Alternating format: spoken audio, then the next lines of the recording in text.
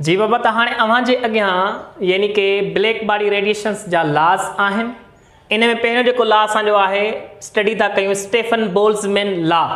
इन लॉ जे मुताबिक़ जेकी आहे statement the amount of radiations emitted per unit area a of a black body at absolute temperature T is directly proportional to the fourth power of the temperature.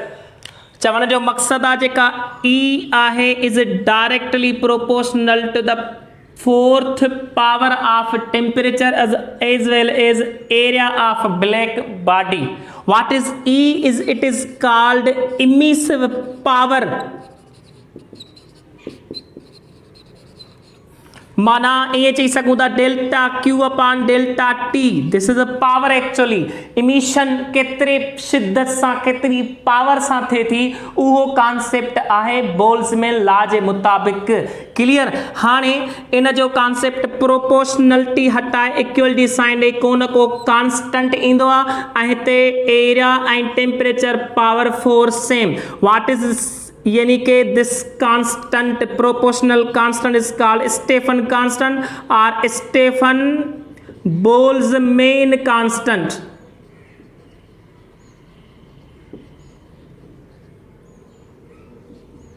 ऐं जंहिंजो value हूंदो आहे 5.67 into 10 power -8।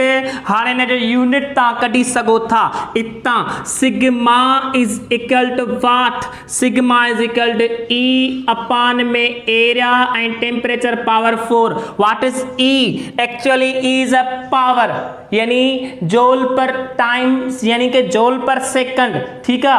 Work upon time या energy per unit time. This is called what? E emissive power. Power जो unit छा हूंदो आहे? Watt. Area जो मीटर स्क्वायर ऐं के टेम्परेचर जो केल्विन पावर 4। तो this is the unit for what? Sigma. तो हिते असां लिखी सघूं था watt metre inverse square temperature inverse power 4। तो इहो इन जो यूनिट हूंदो आहे। हिन लॉ मां छा थी ख़बर पए त कहिड़ियूं बॉडीज़ आहिनि जिन में इमिशन जो पावर वध में वध थी सके थो। जंहिंमें घटि हूंदो इमिशन जो पावर उहा गुड एब्जॉर्बर हूंदी। त हितां इमिसिविटी यानी इमिशन पावर जो कॉन्सेप्ट मिलंदो आहे। इन जे मुताबिक़ जेको ग्राफ ठाहियो वियो हो उहो ग्राफ कंहिंजे विच में हो? वेवलेंथ ऐं इमिशन पावर जे विच में हो। उन ग्राफ जे हवाले सां जेका रिज़ल्ट कढी वई हेतिरी कढी वई। हिन जे मुताबिक़ हेतिरी। अच्छा, हिन जे मुताबिक़ जेका रिज़ल्ट निकिती उन में कॉन्सेप्ट छा आयो त this is valid for what? Shorter wavelength. जॾहिं असां लॉन्गर वेवलेंथ में रिज़ल्ट पिया वठूं हेॾे लॉन्गर वेवलेंथ में त इते असांजो स्टीफन बोल्ट्ज़मैन लॉ सही रिज़ल्ट न पियो ॾेई सघे। दैट्स वाई इते कॉन्सेप्ट छा जो आयो यानी कि it is valid for only shorter wavelength जे बुनियाद ते। हिन एरिया में जेकी रिज़ल्ट अचे पई मोस्टली शॉर्टर वेवलेंथ जे हवाले सां। ठीकु आहे। माना इमिशन पावर वधीक जे हिसाब सां घणी पई रिज़ल्ट मिले, लेकिन जेकॾहिं इमिशन पावर घटि पियो थिए यानी वेवलेंथ वधी पई वञे त उते रिज़ल्ट सही न पई मिले।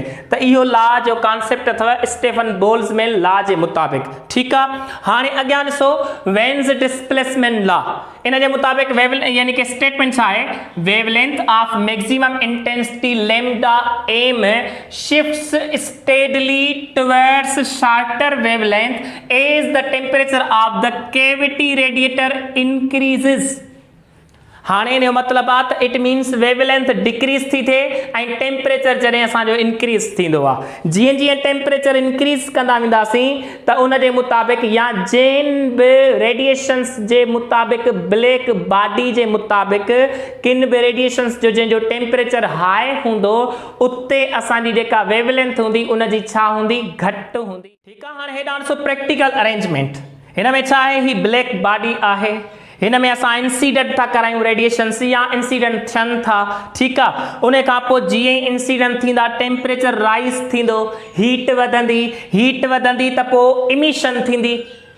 इमिशन थींदी, उहे रेडिएशंस निकिरंदा, उन रेडिएशंस खे यानी कि असां प्रैक्टिकल अरेंजमेंट कीअं कई आहे, हिते स्लिट रखी आहे, छा रखी आहे, स्लिट रखे हितां असां अॻियां प्रिज़म मां पास कराई, जीअं ई असां हिन रेडिएशंस खे प्रिज़म मां पास कराईंदासीं उन मुताबिक़ असांखे ख़बर पवंदी त कहिड़े रेडिएशन जे मुताबिक़ कंहिंजी इंटेंसिटी वधीक, वेवलेंथ वधीक, कंहिंमें घटि, कंहिंजी एनर्जी असांजी कॉन्सेप्ट जे बुनियाद ते वधीक वा या घटि आहे। इन ॻाल्हि जे मुताबिक़ असां यानी कि इन जी मैथमेटिकल बि कैलकुलेशन कईसीं ऐं प्रैक्टिकल जेका रिज़ल्ट वठण पिया चाहियूं उहा बि कैलकुलेशन थिए पई, यानी करणु चाहियूं पिया।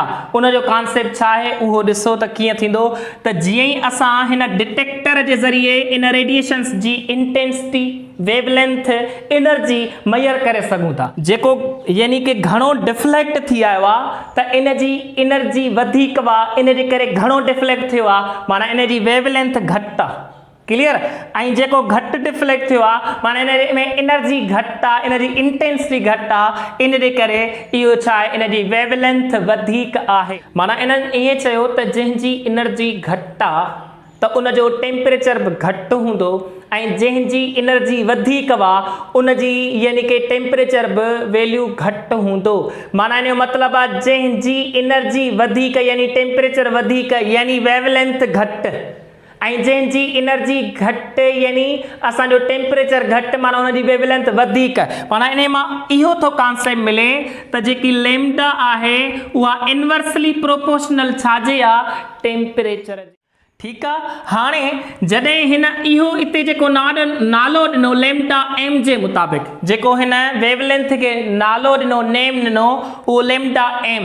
Hair lambda M means maximum intensity वारी वेवलेंथ, मैक्सिमम इंटेंसिटी वारी वेवलेंथ। ईअं न चइबो त इहा मैक्सिमम वेवलेंथ आहे, नो, मैक्सिमम इंटेंसिटी वारी वेवलेंथ जो कॉन्सेप्ट आहे हिते।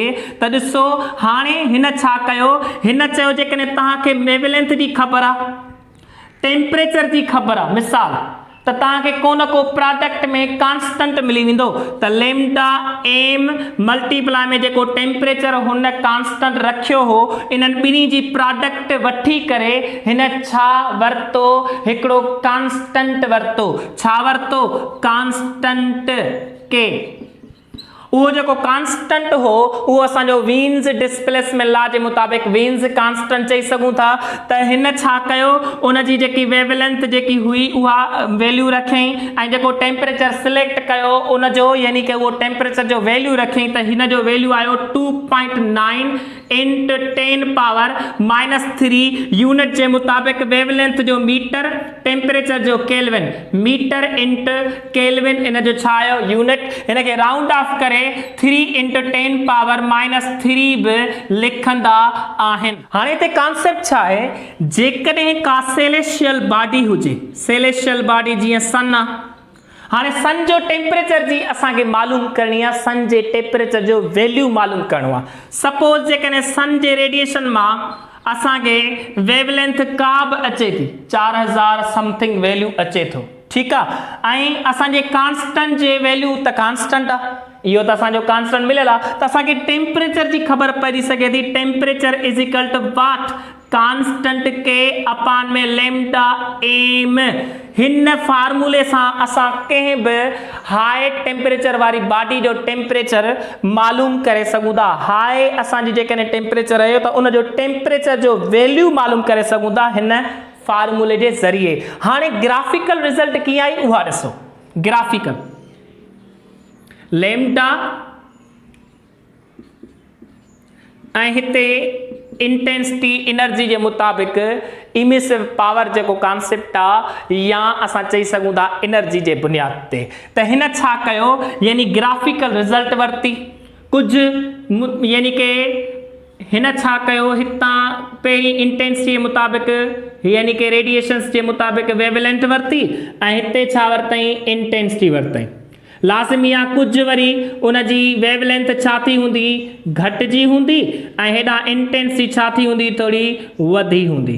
क्लियर। जीअं जीअं हितां ही ग्राफ वठंदो वियो त हिन जी ग्राफ जी कुछ रिजल्ट जेका अचे पई उहा ओ हीअं पई अचे, हीअं लाइक दिस। ठीक है, या फर्स्ट टेम्परेचर ते सपोज हिन 1200 केल्विन ते वरती, सपोज टेम्परेचर कंसीडर कहिड़ो करे सघो था त हिन यानी कि एतिरे थाउजेंड्स में टेम्परेचर खयों, थाउजेंड्स में। ठीक है, हाणे छो ब्लैक बॉडी जो टेम्परेचर लाज़मी आहे वधीक ई खणबो। क्लियर। हाणे छा कयो, हिन ॾिठो जेकी हिते आहे हिन वेवलेंथ ते एनर्जी हेतिरी आहे, ओ हेतिरी। ठीक है, वरी हिन वेवलेंथ ते एनर्जी हेतिरी आहे। क्लियर। लेकिन ओ हिन वेवलेंथ ताईं, ओ हिन वेवलेंथ ताईं हितां खां वठी हेसि ताईं जेकी हिते एनर्जी छा थी मिले, वध में वध थी मिले। एनर्जी जेकी मिले थी उहा लैम्डा एम वारी जेकी वेवलेंथ आहे उहा हिन पॉइंट ते पीक पॉइंट ते जेकी हाइट वध में वधा इते असांजी। हाणे ॾिसो ही हिते वेवलेंथ वधीक वा, हेॾे छा थी थिए वेवलेंथ घटिजे थी। केड़े तरफ दी घटिजे, शार्टर वेवलेंथ ते जे, माना जेको डिस्प्लेसमेंट थिए थो वो केड़े तरफ तो दे, शार्टर दे। माना ही लॉन्गर वेवलेंथ आ, हेडे शार्टर वेवलेंथ दा छा थी थे, शिफ्ट थी थे। ठीक है, केड़ी उहा जेकी मैक्सिमम इंटेंसिटी या मैक्सिमम एनर्जी वारी वेवलेंथ केडा थी शिफ्ट थे, शार्टर वेवलेंथ वारे यानी के कॉन्सेप्ट जे बुनियाद ते शार्टर वेवलेंथ वारे पासे दा साइड दा छा थी थे उहा लैम्डा एम। वरी हिन छा कयो यानी बी रिजल्ट वरती टेम्परेचर थोड़ो हायर खयं। ठीक है, माना टेम्परेचर हाई वारो इंटेंसिटी रेडिएशंस के काउंट कयई, उन जे विच में ग्राफिकल रिजल्ट पे वठे त ॾिठई उहा रिजल्ट जेका आई उहा हीअं आयसि। सपोज ही हुयो 2400 केल्विन। ठीक है, हाणे हिते ॾिसो वरी इहा रिजल्ट वरतई त जेकी लैम्डा एम मिलयसि उहा हिते मिलयसि, हीअ हिन ॿिए रीडिंग जे मुताबिक़ लैम्डा एम इते मिलयसि। ठीक है, वरी हिन टे टेम्परेचर ते रीडिंग वरती, उन जे मुताबिक़ हिन जी रीडिंग जेका आई लैम्डा एम जी ओ हिते आई लैम्डा एम जी। ठीक है, हाणे ॾिसो ही लैम्डा एम 1 आ, हीअ लैम्डा एम 2 आ, हीअ लैम्डा एम 3 आ। टेम्परेचर 3 ते माना सपोज हिते खई घणो 3600 केल्विन। सपोज को भी टेम्परेचर असां खयूं था मिड़े सपोज न यानी के खयूं वैल्यू। ठीक है, T1 T2 ऐं T3 जे मुताबिक़ रिजल्ट वरती त ॾिसो टिनी में केॾांहुं पई वञे वेवलेंथ यानी के शार्टर वेवलेंथ, माना जेकी एनर्जी जंहिंजी इंटेंसिटी वधे पई मैक्सिमम थे पई उहा कहिड़े तरफ पई थे, शार्टर जे बुनियाद ते। त हाणे हिन जी रिजल्ट मां छा थी ख़बर पवे त ॾिसो हिन ग्राफिकल रिजल्ट मां इहा थी ख़बर पवे त जेको वेन्स डिस्प्लेसमेंट लॉ जो मक़सद आहे उहो मैक्सिमम इंटेंसिटी वारी वेवलेंथ मालूम करणी आहे। छा मैक्सिमम इंटेंसिटी वारी वेवलेंथ मालूम करणी आहे। इन जो मतलब आहे त हिन स्टार्टिंग मैक्सिमम वेवलेंथ खां कई आहे, लेकिन मालूम करणो आहे वधीक एनर्जी वारी वेवलेंथ खे, माना ही लॉन्गर वेवलेंथ खां केॾे थो वञे, शार्टर ॾांहुं। त प्रैक्टिकली यानी कि जेका अरेंजमेंट अचे पई एक्सपेरिमेंटल रिजल्ट उन मां इहो तो साबित थिए त ही लॉन्गर वेवलेंथ जे हवाले सां रिजल्ट सही आहे। यानी कि प्रैक्टिकली इहा थी ख़बर पए त ही लॉन्गर वेवलेंथ जे लाइ रिजल्ट सही आहे। लेकिन जॾहिं हिन फार्मूले जे मुताबिक़ मैथमेटिकली ॿियो फार्मूलो अकॉर्डिंग टू थर्मोडायनेमिक्स लॉस जे मुताबिक़ जॾहिं हिन मैथमेटिकली फार्मूलो अप्लाई कयो, यानी हुन छा कयो एक्चुअली C1 लैम्डा पावर -5 अपान में E पावर C2 अपान में छा है K। ही फार्मूलो अप्लाई करे हिन जॾहिं रिजल्ट वरती त हिन जी हिन मैथमेटिकली फार्मूले जे मुताबिक़ जेकी एनर्जी जी डिस्ट्रीब्यूशन थे पई उहा फॉर शार्टर वेवलेंथ जे लाइ सही हुई, फॉर शार्टर वेवलेंथ जे लाइ एक्सीलेंट हुई, लॉन्गर वेवलेंथ जे लाइ सही न पई अचे। त हाणे ॾिसो प्रैक्टिकली लॉन्गर वेवलेंथ जे अलावा ऐं मैथमेटिकली यानी कि छा है शार्टर वेवलेंथ जे लाइ कॉन्सेप्ट हिन ॾिनो। हाणे हिन लॉ जे हवाले सां यानी कंट्रावर्सी अची वई त असल आहे छा। ठीक आहे, त हाणे अॻियां वरी ॿियो हिकिड़ो लॉ आहे उहो ॾिसो त कीअं थो यानी कि उन जी रिज़ल्ट अचे।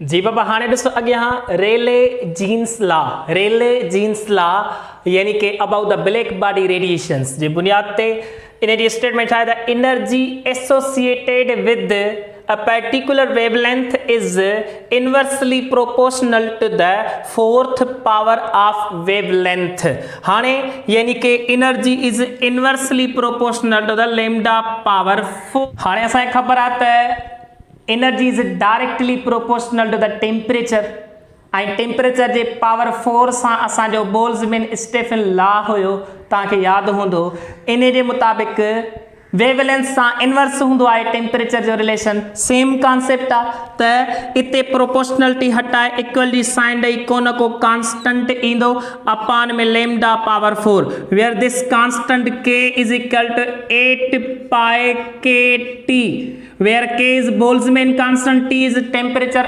absolute temperature जे बुनियाद ते हाणे हिननि छा कयो रिज़ल्ट वरिती कहिड़ी रिज़ल्ट वरिती हिन ग्राफिक कीअं वरितनि लैम्डा ऐं हिते एनर्जी यानी कि उन्हनि कॉन्सेप्ट वरितो एनर्जी डिस्ट्रीब्यूशन जे बुनियाद यानी कि उहा वेवलेंथ पिया मालूम करणु चाहिनि जंहिंजी एनर्जी वधि में वधि हुजे ठीकु आहे त हाणे हिननि प्रैक्टिकली छा कॉन्सेप्ट ॾिनो त इहो ॾिनो जेकॾहिं का ब्लैक बॉडी आहे त उहा विज़िबल रेंज में अचे थी ठीकु आहे विज़िबल में अचे थी त उनजी इंटेंसिटी एनर्जी जे बुनियाद ते असां मालूम करे वठंदासीं ऐं रिज़ल्ट सेम अची वेंदी on the basis of practical छो जो प्रैक्टिकल जेका रिज़ल्ट ईंदी आहे ज़हन में रखिजो उहा हीअ ईंदी आहे प्रैक्टिकली रिज़ल्ट हीअ मैच थींदी आहे सेम हीअं माना हितां खां ओरिजिन खां स्टार्ट थिए वेंदे हेॾे हीअं साॻो लैम्डा जे बुनियाद ते पहिरियां यानी डायरेक्ट प्रोपोर्शनल पोइ सेचुरेट पोइ लैम्डा जीअं जीअं जेको आहे सो घटि यानी कि वधंदी तीअं तीअं एनर्जी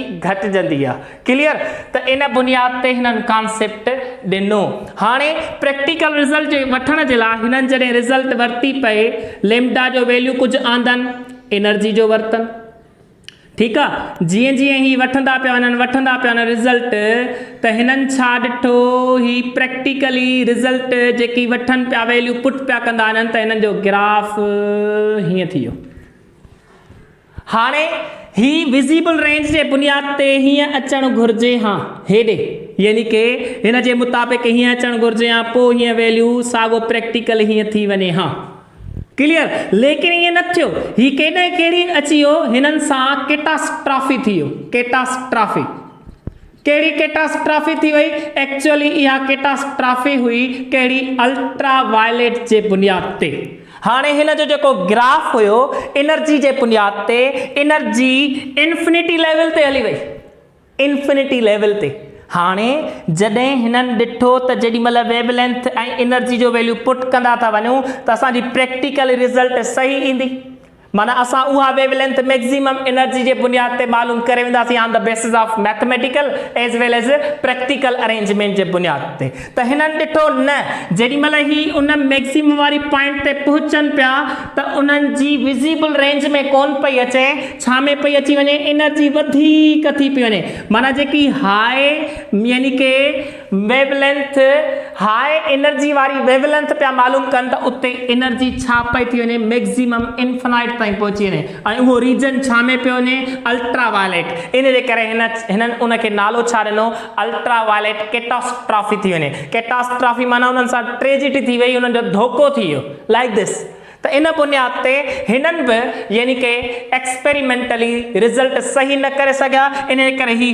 फेल वई हिननि जी छा रिज़ल्ट लेकिन इन मां इहो थियो त ही जेकी लॉन्गर वेवलेंथ जे लाइ वेलिड आहे नॉट फॉर शॉर्टर वेवलेंथ हाणे ब्लैक बॉडी रेडिएशंस ते जेके लॉ आया उन जे मुताबिक़ जेके बि साइंटिस्ट क्लासिकल थ्योरी जे मुताबिक़ लॉज अप्लाई पिया कनि हाणे क्लासिकल थ्योरी जे मुताबिक़ हू वेव थ्योरी खे घणी प्रिफरेंस ॾेई करे छा पिया कनि छो जो उहे जेके इमिट थींदड़ रेडिएशंस हुया हू छा पिया चवनि त इहो वेव नेचर था रखनि इन करे हू वेव थ्योरी खे घणो पिया अप्लाई कनि इलेक्ट्रोमैग्नेटिक वेव थ्योरी ऐं खोड़ सारियूं ॿियूं बि वेव थ्योरी अप्लाई करे रिज़ल्ट वठण जी कोशिशि पिया कनि इन जे करे हू प्रैक्टिकल यानी कि कर्व जे बुनियाद ते एनर्जी डिस्ट्रीब्यूशन जे बुनियाद ते एनर्जी जे कैरेक्टरिस्टिक्स जे बुनियाद ते फेल पिया वञनि पोइ इते क्वांटम थ्योरी आई, यानी मैक्स प्लैंक क्वांटम थ्योरी जे बुनियाद ते कॉन्सेप्ट ॾिनो ऐं उन छा जी बुनियाद ते कॉन्सेप्ट ॾिनो,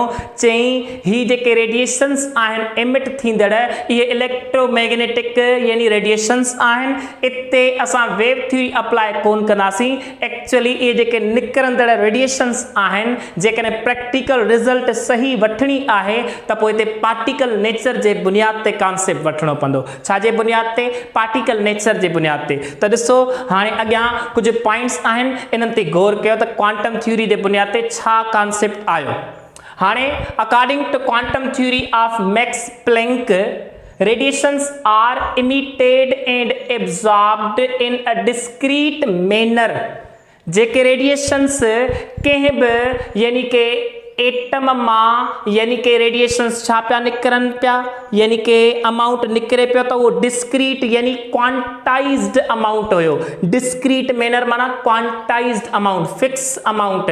ईअं न हूंदो त यानी के असांजो यानी केॾी महिल 1 अचे वरी 1.5 अचे वरी 2.5 अचे वरी 3.5 अचे, ईअं न। क्वांटाइज्ड माना यानी के इंटीग्रल, इंटीग्रल माना 1 खां पोइ 2, 2 खां पोइ 3, 3 खां पोइ 4, 4 खां पोइ 5। अहिड़े तरीक़े सां उहा एनर्जी काउंट पई थिए ऑन द बेसिस ऑफ यानी कि क्वांटम थ्योरी जे।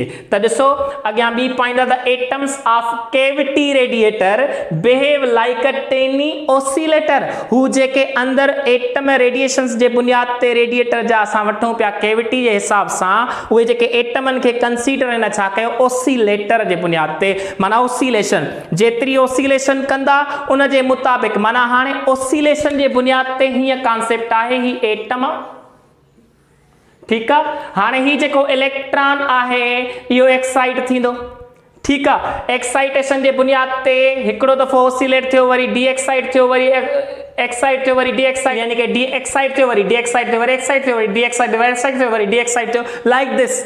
इहा जेकी ऑसिलेटर जे बुनियाद ते जेका एनर्जी डिस्ट्रीब्यूशन थींदी यानी एनर्जी इमिट थींदी, उहा एक्चुअली छाजे, डिस्क्रीट मैनर जे बुनियाद ते या यानी क्वांटाइज्ड थींदी। ईअं न थींदो त उनजो अमाउंट हाफ मिलंदो, केॾी महिल 2.5 मिलंदो, केॾी महिल 3.5 मिलंदो, माना पॉइंट्स में न फुल अमाउंट मिलंदो, इंटीग्रल मल्टीपल हूंदो उहो, ठीकु आहे। हाणे उन खां अलावा अॻियां ॾिसो, these oscillator may emit or absorb electromagnetic waves. ज़हन में रखजो, जेके इहे रेडिएशंस आहिनि इहे इमिट कहिड़ा था थियनि, इहे इलेक्ट्रोमैग्नेटिक रेडिएशंस था थियनि, ना कि ओनली विजिबल। असां जेको कॉन्सेप्ट पुराणी क्लासिकल फिजिक्स जे बुनियाद ते पिया पढ़ूं, मोस्टली असां छा पिया पढ़ूं, या त विजिबल या त उन खां घटि रेडिएशंस। असां हाई रेडिएशंस कोन पिया सम्झी सघूं, छो जो असां जेके लॉज अप्लाई पिया कयूं on the basis of classical physics, ठीकु आहे। हाणे अॻियां ॾिसो, the oscillator radiates energy in the form of small packets, each is called quantum और क्वांटा। हाणे इन जेको कॉन्सेप्ट ॾिनो यानी के असांजे मैक्स प्लैंक, उहो वॾो कॉन्सेप्ट भलो ॾिनो जंहिंजे ज़रिए रिज़ल्ट बि सही आई। हाणे हुन जेको फार्मूलो ॾिनो, energy is directly proportional to the what, frequency. Frequency यानी कि is directly proportional to the nu बि लिखंदा आहियूं सिंबल। हाणे हुन फ्रीक्वेंसी सां डायरेक्ट रिलेशन रखायो। असां छा पिया यानी कि क्लासिकल फिजिक्स में पढ़ूं, वेवलेंथ सां, छो जो हू वेव नेचर रखे करे पोइ पिया अप्लाई कराइनि। हिन हिते छा अप्लाई करायो, यानी कि क्लासिकल थ्योरी खे छॾे करे हिन पंहिंजो इहो कॉन्सेप्ट ॾिनो त जेको एटम मां एनर्जी रेडिएशंस निकिरनि था उहे वेव वांगुरु कोन था निकिरनि, हीअं माना कंटिन्यूअस कोन था निकिरनि, कंटिन्यूअस कोन था निकिरनि, यानी डिस्क्रीट अमाउंट में, माना पैकेट्स जी सूरत में, पैकेट्स जी सूरत में, पैकेट हीअं पैकेट्स यानी क्वांटाइज्ड हूंदा, कंटिन्यूअस न हूंदा, क्वांटाइज्ड हूंदा, फिक्स्ड हूंदी एनर्जी इन्हनि जी। हर हिकु पैकेट ॾी स्मॉल पैकेट्स में ईंदा त उन जी फिक्स एनर्जी हूंदी। माना हिते छा आहे, ही वेव, ही छा आहे, कंटिन्यूअस वेव, कंटिन्यूअस स्पेक्ट्रम जे बुनियाद ते ही कंटिन्यूअस ना है डिसकंटिन्यूअस जो कॉन्सेप्ट किथे इंदो आ इते इंदो आहे पार्टिकल नेचर जे बुनियाद ते कंहिंजे बुनियाद ते पार्टिकल नेचर जे बुनियाद ते हिन कॉन्सेप्ट नो त पैकेट्स जी सूरत में माना हीअ पैकेट्स जी सूरत में हीअ इंदो आ ठीकु आहे ये रेडिएशंस पैकेट्स जी सूरत में एटम मां निकिरंदा आहिनि या जज़ब थींदा आहिनि ठीकु आहे हिन प्रोपोर्शनलिटी हटाए इक्वल जी साइन ॾेई H constant Max Planck's constant न हो where H is called Planck's constant which is equal to the 6.67 into 10 power minus 34 joule into second ही इन जो वैल्यू हूंदो आहे तव्हांखे यादि हूंदो ठीकु आहे हाणे इन बुनियाद ते ही जेको फार्मूलो आयो यानी ही क्वांटाइज्ड एनर्जी जो वैल्यू आहे छा जो क्वांटाइज्ड एनर्जी हिन खे असां हीअं बि लिखी सघूं था NH nu where N is a quantum numbers जे बुनियाद ते एटम जो कॉन्सेप्ट ॾिनो वियो H is Planck's constant and nu is what frequency उहा जेकी ओसिलेशन थींदी वाइब्रेशन थींदी उन जे बुनियाद ते कॉन्सेप्ट आहे फ्रीक्वेंसी जो त केतिरा माना हिकिड़े सेकंड में केतिरा दफ़ा ओसिलेट थियो आहे केतिरा दफ़ा वाइब्रेट थियो आहे उन जे मुताबिक कॉन्सेप्ट आहे क्लियर हाणे ही सॼी एनर्जी जेकी असां वठूं था इते छा जे बुनियाद ते क्वांटाइज्ड छो जो असां क्लासिकल वारी वेव थ्योरी अप्लाई कोन था कयूं यानी Max Planck wave theory apply न कई छा अप्लाई कई आहे एक्चुअली पार्टिकल नेचर जे बुनियाद ते छो जो हू न चयो त जेके वेव इमिट थियनि था या एब्जॉर्ब थींदा उहा पैकेट्स जी सूरत में माना जेकी इमिशन थिए थी उहा छा जी सूरत में पैकेट्स जी सूरत में छा जी सूरत में पैकेट्स ऐं इहे क्वांटाइज्ड हूंदा आहिनि इंटीग्रल मल्टीपल हूंदा आहिनि हीअं 2H new 3H new 4H new 5H new and NH new times हूंदा ईअं कोन हूंदो त यानी के H/2 हुजे H न्यू अपॉन 2 हुजे H न्यू अपॉन 3 हुजे ठीकु आहे ईअं न यानी के यानी छा हूंदो इंटीग्रल मल्टीपल हूंदो लेकिन कंटिन्यूअस न हूंदो इन बुनियाद ते इहो कॉन्सेप्ट अथव हिन यानी के थ्योरी जे बुनियाद ते कॉन्सेप्ट पूरो थियो ऐं प्रैक्टिकली जेको यानी ग्राफ आयो हिन क्वांटम थ्योरी जे मुताबिक रिजल्ट बिल्कुलु हीअ आई जेकी प्रैक्टिकली अचणु घुरिजे लैम्डा ऐं एनर्जी जे विच में जेको ग्राफ आयो उन जे मुताबिक प्रैक्टिकल ही अथव प्लैंक्स लॉ जेको छा आयो एक्चुअली प्रैक्टिकली बि परफेक्टली रिजल्ट सेम ऐं मैच आई ऐं ही छा जे यानी शार्टर वेवलेंथ जे लाइ बि सही हो and as well as longer wavelength जे लाइ बि यानी के वैलिड थियो लॉन्गर वेवलेंथ ते बि वैलिड थियो यानी सेटिस्फाई कई ऐं शार्टर वेवलेंथ जे लाइ हाणे इते जेको असां पहिरियां पढ़ी आयासीं लॉ हेतिरो जेको मैक्सिमम इंटेंसिटी जे बुनियाद ते एनर्जी जे बुनियाद ते पिया वठूं ही छा हो ही वेन्स डिस्प्लेसमेंट लॉ हो ठीकु आहे वेन्स लॉ ऐं हिते असां ॿियो जेको वरितोसीं ही जेको कैटास्ट्रॉफी थी पियो वञे इहो छा हो रेले जीन्स लॉ रेले जीन्स लॉ हो यादि हूंदो तव्हांखे त हिते ॾिसो ही रेले जीन्स लॉ आहे जेको फेल वियो ऐं वेन्स डिस्प्लेसमेंट लॉ बि असांखे सही रिज़ल्ट लॉन्गर ऐं शार्टर जे लाइ सही न ॾिनी उन खां अलावा यानी कि जॾहिं हिननि क्वांटम थ्योरी जो इंट्रोडक्शन थियो त हिते प्रूफ थियो त एक्चुअली यानी कि प्रैक्टिकली बि सही रिज़ल्ट आई लॉन्गर जे लाइ age well age shorter wavelength जे लाइ क्लियर बाबा ठीकु आहे बाबा हाणे ॿी ॻाल्हि ॾिसो यानी हिन प्लैंक यानी मैक्स प्लैंक एनर्जी डिस्ट्रीब्यूशन जे मुताबिक जेके फार्मूला ॾिना हा मैथमेटिकल रिज़ल्ट वरिती उहे ॿ फार्मूला ॾिना हुन क्लासिकल वारनि ॿ फार्मूला यूज़ कया हा लेकिन हू वेव थ्योरी जे बुनियाद ते अचनि पिया जेको मैक्स प्लैंक ॿ फार्मूला यूज़ कया हा 8π/λ4 power 4 is equal to what h nu upon में e power h nu upon में kt where k is Boltzmann constant t is temperature e is emission power जे बुनियाद ते h न्यू कांस्टेंट ऐं यानी कि मथे असांजो h न्यू एनर्जी जे बुनियाद ते पैकेट्स जे सूरत जे बुनियाद ते एनर्जी जो वैल्यू ऐं 8π/λ पावर 4 ऐं एनर्जी जे बुनियाद ते कॉन्सेप्ट वरतो वियो इहो असांजे हिन जेको मैक्स प्लैंक ही ॿ फार्मूला सही वैलिड कराए ही रिज़ल्ट सॼी वरती कती ऐं प्रूफ थियो त वाकई असांजी जेकी यानी रेडिएशंस आहिनि उहे पार्टिकल नेचर जे बुनियाद ते यानी हिन थ्योरी जे बुनियाद ते इहो साबित थियो त रेडिएशंस पार्टिकल नेचर बि रखंदा आहिनि। ठीकु आहे, हाणे इन खां पोइ आइंस्टाइन इन थ्योरी खे वधीक सही वज़ाहत सां अॻिते पेश कयो ऐं उन खां पोइ हुन रिज़ल्ट कहिड़ी ॾिनी, यानी कि इहे जेके पैकेट्स आहिनि यानी कि इहे छाजे सूरत में यानी स्मॉल बंडल्स जी सूरत में था थियनि ऐं अॻिते हली उन छा नालो ॾिनो, फोटॉन्स जो नालो ॾिनो ऐं हिन थ्योरी जे करे मैक्स प्लैंक खे नोबेल प्राइज़ मिलियो। ठीकु आहे बाबा, सो ही असांजो ब्लैक बॉडी रेडिएशंस जे बुनियाद ते लॉज़ आहिनि, यानी नोट करे वठो ऐं स्क्रीन शॉट करे वठो। इंशाल्लाह अॻियां असां आइंस्टाइन जे हवाले सां ऐं ॿिया जेके टॉपिक्स हूंदा उन ते डिस्कस कंदासीं। तेसिताईं अल्लाह वाई, थैंक यू।